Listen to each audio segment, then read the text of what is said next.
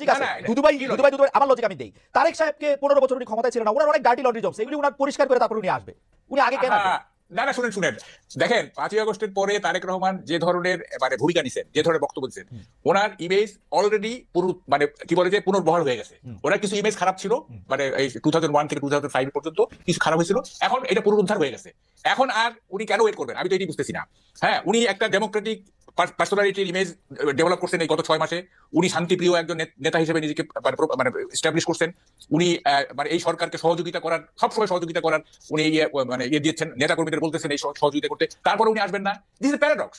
এটা আপনি বললে হবে না। দেখেন, আমি ডাকসু ডিবেট চ্যাম্পিয়ন, আমাকে উল্টাপাল্টা লজিক দিলে কিন্তু আমি পারবো না। আচ্ছা মাহকাল ভাই, আপনার লজিক আমার কাছে অসাধারণ লাগছে। আমি এটা একটু দুদু ভাইয়ের কাছে জিজ্ঞেস করি।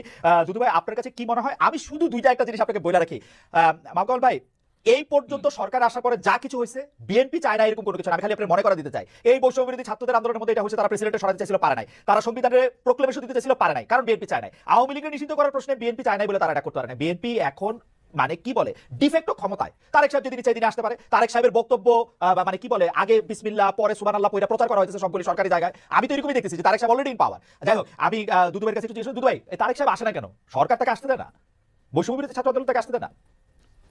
কামাল ভাই অনেক বড় সাংবাদিক, অনেক বড় থিঙ্কার এবং অনেক বিচক্ষণ ব্যক্তি। তো সেই হিসাবে কামাল ভাই যেসব কথাগুলো বলেছেন, গণতন্ত্রের একটা সৌন্দর্য আছে। আমি একাও যদি একটা বিষয় ভাবি, সেটা আমি বলতে পারি, ভাবতেও পারি, চিন্তাও করতে পারি। তো সেটা আমার মনে হয় না ডিফার করার কিছু আছে। তবে এতটুকু বলি যে তিনি যে কথাগুলো বলেছেন, আমি জানা মতে এ পর্যন্ত আর দ্বিতীয় কোনো আমাদের শুভানুধ্যায়ী বা আমাদের ভালোবাসার মানুষ আর কেউ এই কথাগুলো বলেছে যে বৈষম্য বিরোধীরা তাকে আটকাইছে, সরকারের টপমোস্ট ডক্টর ইউনূস তাকে বাধা দিছে। এই কথাগুলো বোধহয় আপনার অনুষ্ঠানে যদি না আসতাম আর কামাল ভাইয়ের কথাগুলো না শুনতাম, তাহলে আমার একটা গ্যাপ থেকে যেত। এরকম কথাও তাহলে কেউ কেউ ভাবছে যে তিনি এই বাধার কারণে তিনি আসতে পারছেন না। এটা আমার কাছে মনে হয়েছে। তো কামাল ভাইকে ধন্যবাদ যে একটা নতুন দুদু ভাই, আপনার অনুমতি থেকে আমি একটা প্রশ্ন করতে পারি? কামাল ভাইয়ের কথা কিন্তু খুবই লজিক্যাল, কারণ এই পর্যন্ত বিএনপি তারেক সাহেবের না আসা পর্যন্ত সম্পর্কে যে যুক্তিগুলি দিচ্ছে, একটা যুক্তিও ঠিক না। আইন আদালতের হ্যান ত্যান এগুলি একটাও ঠিক না। এটা নিয়ে আমি আলাদা ডিবেট করতে পারি, কারণ ইন অ্যাবসেন্সিয়া তার মামলাগুলি খারিজ হয়ে যেতেছে। উনি দেশে আসবে, মামলা খারিজ হবে, এতে কি সমস্যা আমি তো বুঝি না। আমি তো আমার মনে হয় যে এই 1 মিনিট বা 1.5 মিনিটের মধ্যে যে কামাল ভাইকে আমি সমালোচনা করছি বা কোনো শব্দ ব্যবহার করছি, এটা তো মনে হয় না। ঠিক বেশি তো বলি না। আমি এতটুকুই বলছি যে এটা গণতন্ত্রের সৌন্দর্য, এটা ভাবতেই পারে, বলতেও পারে। সত্যমিতা আগামী দিনে এটা নির্ধারণ হবে, এখনই এটা ঠিক করা দরকার নেই। আর 2 নম্বর হচ্ছে বিএনপির পক্ষ থেকে যেটা বলছে, উনি আমাদের এই মুহূর্তে বিএনপির সর্বোচ্চ নেতা। কিছু কিছু ব্যাপারে তো তার নিজস্ব কিছু সিদ্ধান্ত থাকতে পারে। সব সিদ্ধান্ত সবার সঙ্গে একেবারে ভেঙে তারপরে সিদ্ধান্ত নিতে হবে এমন কথাও নাও থাকতে পারে, কিন্তু সর্বোচ্চ নেতা। তো তিনি আমার মনে হয় এই জিনিসগুলো দেখছেন না, বুঝছেন না, জানছেন না, এটা আমার মধ্যে ঠিক না। এবং তিনিও ফিল করছেন, এই যে যেটা কামাল ভাই বললেন যে তার সম্বন্ধে কিছু নেগেটিভ কথা ছিল, ধরেন 2 থেকে 5 পর্যন্ত, সেটি এখন শুধু মানুষ অবিশ্বাসী করে না, সেটা কাটিয়ে তিনি জনপ্রিয়তা, আমি বলবো আমার নেতা বলে বলছেন, যতগুলো বিবৃতি, বক্তব্য, উপস্থাপনা সবগুলি গ্রহণযোগ্য পর্যায়ে তিনি নিয়ে গেছেন। তার গ্রহণযোগ্যতা যে পর্যায়ে এখন বর্তমানে, এটা কামাল ভাই নিজেও বলেছেন, আমি তার সঙ্গে এটা একমত। তো আমার এই ক্ষেত্রে বক্তব্য, কেন আসছেন না একটু অপেক্ষা করি আমরা, আছে না কিছু জিনিস তো প্রধান নেতার হাতে ছেড়ে দিলাম। তবে আমার দৃঢ় বিশ্বাস তিনি খুব অল্প সময়ের মধ্যেই আমার এই দেশে ফিরে আসবেন। আচ্ছা, আমার ব্যক্তিগত মতামত। মাহবুব কামাল ভাই নিশ্চয়ই এখানে বলবেন। কামাল ভাই, আমি কি ওই যে ইয়াটা পড়ে নিব একটু, ওই যে জরিপটা, আমরা একটা জরিপ চাইছিলাম যে দর্শকদের কাছে একটু জিজ্ঞেস করছিলাম যে এটা নিয়ে আসলে আপনার বক্তব্য স্পষ্ট, যে নির্বাচন আমরা কিরকম দেখতেছি, কিন্তু আমরা দর্শকদের কাছে জানতে চাইছিলাম যে জাতীয় নির্বাচন দেরি হলে দেশের সমস্যা বাড়তে থাকবে। বিএনপির ভারপ্রাপ্ত চেয়ারম্যান তারেক রহমান এরকম একটা মন্তব্য করেছেন, এই মন্তব্য সমর্থন করেন কিনা? শতকরা 36% এই মন্তব্য সমর্থন করেছেন, শতকরা 64% মন্তব্য সমর্থন করে নাই। 58,000 দর্শক এখানে ভোট দিয়েছেন যে বিএনপি জাতীয় নির্বাচন দেরি হলে দেশের সমস্যা বাড়তে থাকবে কিনা। এতে বেশিরভাগ জন এটা সমর্থন করে না। আমি একটু কামাল ভাই আপনার কাছে ফিরতে চাই যে আপনি আসলে বলছিলেন যে তারেক সাহেব দেশে ফিরছেন না কেন। দুদু ভাই একদম স্পষ্টই বললেন, আপনি শুনতে পেয়েছেন যে উনি খুব শীঘ্রই ফিরে আসবেন। তবে আমি দুদু ভাইয়ের কাছে আসবো এটা নিয়ে, কামাল ভাইয়ের মন্তব্য আগে শুনে আসি। আরে শুনেন শুনেন, কথাটা হচ্ছে আমি আরেকটু এগিয়ে যাই। দেখেন, মিসেস জিয়া মানে খালেদা জিয়া যেদিন লন্ডনে চলে গেলেন, তার 3-4 দিন আগে যুগান্তরের নিচে আমরা একটা ক্যান্টিনে চা খাই। তো কে জানি বলতেছিল যে বিএনপিকে এই করতে -2 থিওরি, এটা 111 এর মতো। তো দোকানদার যে, তাকে আমি বলছিলাম যে আমি তো টক শোতে বলবো, আপনি শুনেন, সে শুনছে, আমি একটা টক শোতে বলছি। দোকানদার বলতেছে যে -2 না -3।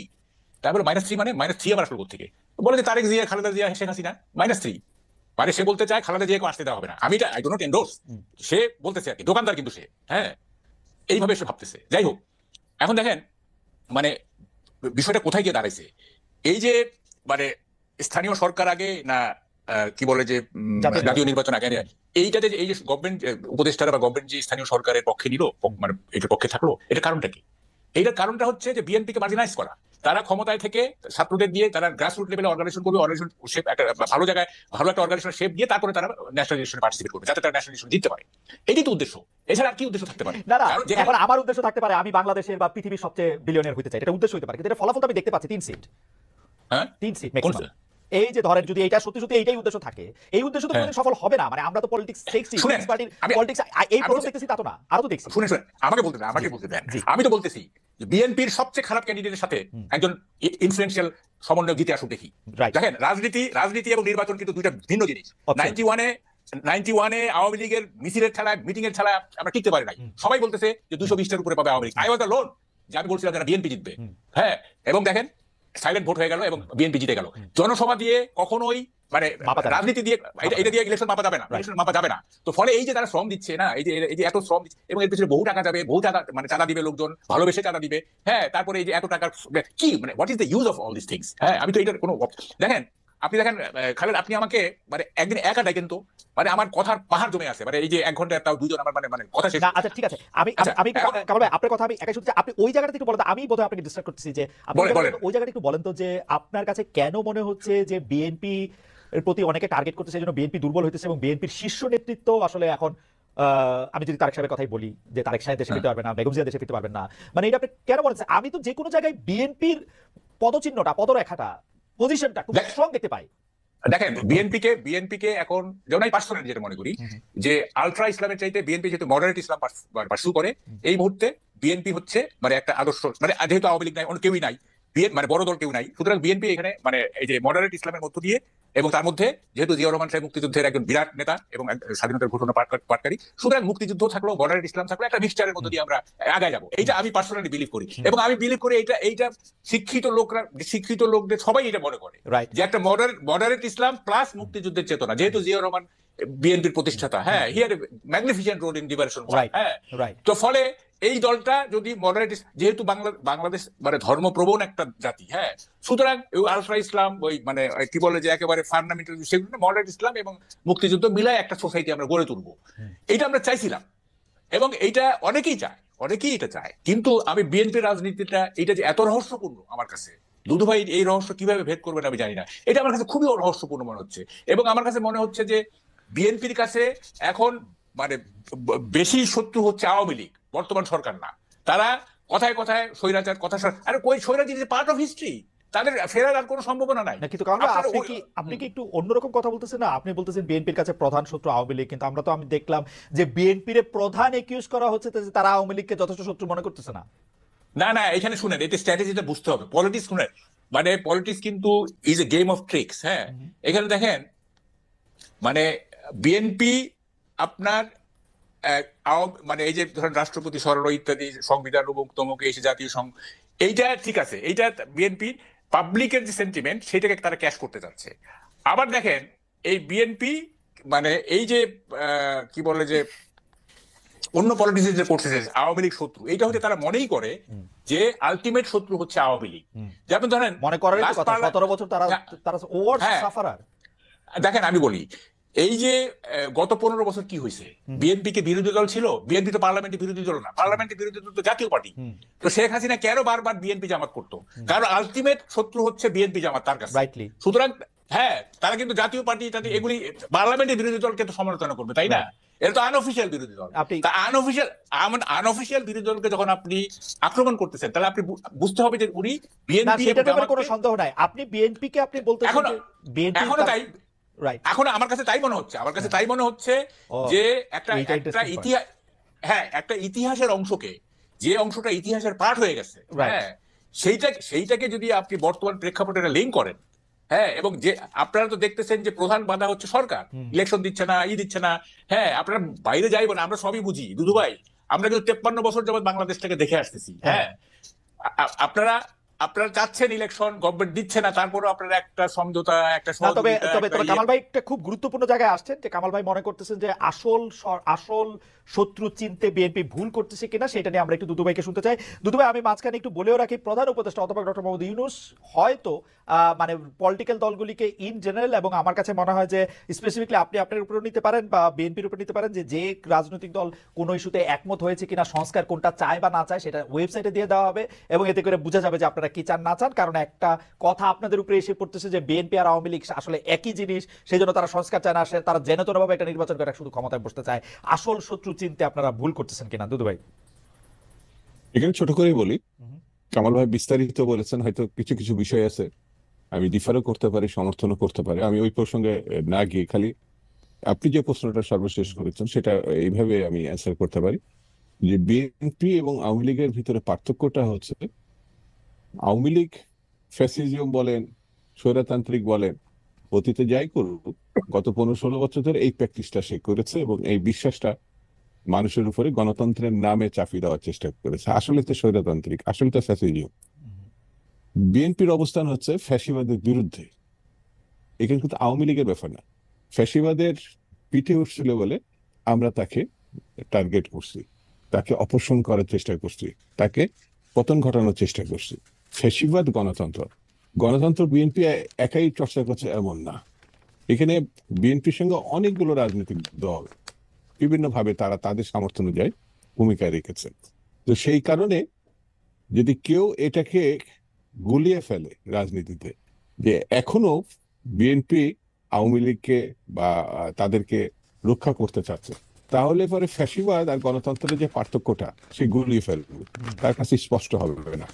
এত ঘটনার পরে আর এত মামলা পরে, এটা তো আপনি স্পষ্ট করবেন যে প্রায় 60 লক্ষ আসামি, 2.5 লক্ষ মামলা, তার অধিকাংশ এখনো আছে, এবং অধিকাংশই হচ্ছে বিএনপি কিছু কিছু অন্যদের উপরে বা শ্রেণী পেশার কিছু শিল্পপতি। কিন্তু দুদু ভাই, আপনারা কি এটা পলিটিক্যালি ব্যবহার করতেছেন? কারণ আপনাদের লোক তো এখন অ্যাটর্নি জেনারেল, উনি বেশ কিছু মামলা তোলার জন্য উদ্যোগ নিয়েছেন, বেশ কিছু মামলা তোলা হয়েছে, লিস্ট চাইছে নানা জায়গায়। মামলা কথাটা আপনি যখন বলেন, তখন কি এটা একটা মানে পলিটিক্যাল গেইন নেওয়ার চেষ্টা কিনা দুদু ভাই?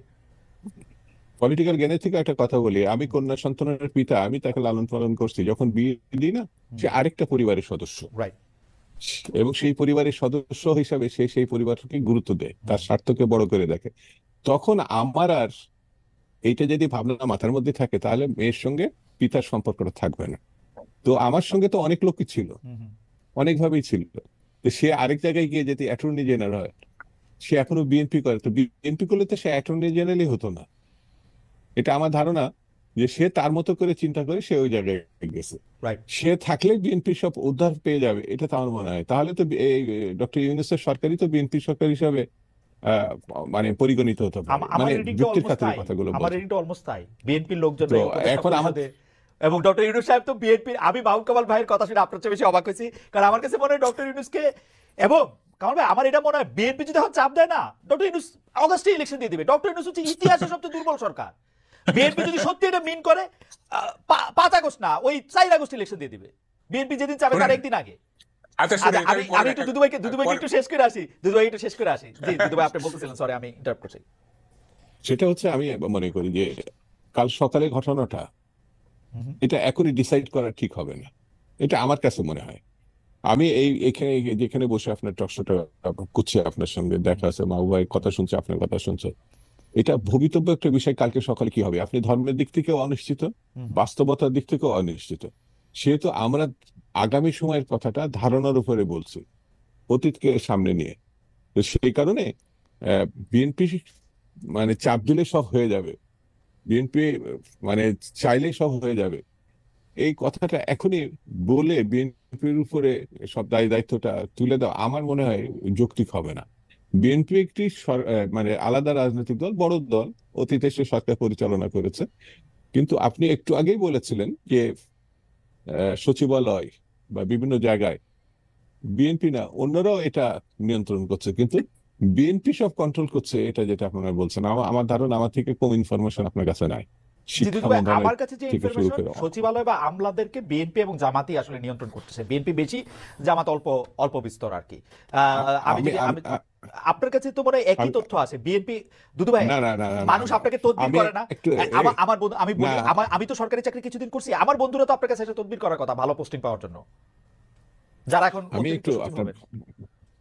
আমি একটু আপনার বাধাই দিই, সেটা হচ্ছে এই জন্য হুম। যে আমি বলার আগ পর্যন্ত আপনি পুরোটাই বিএনপি মানে নিয়ন্ত্রণে ওহ। বলছিলেন।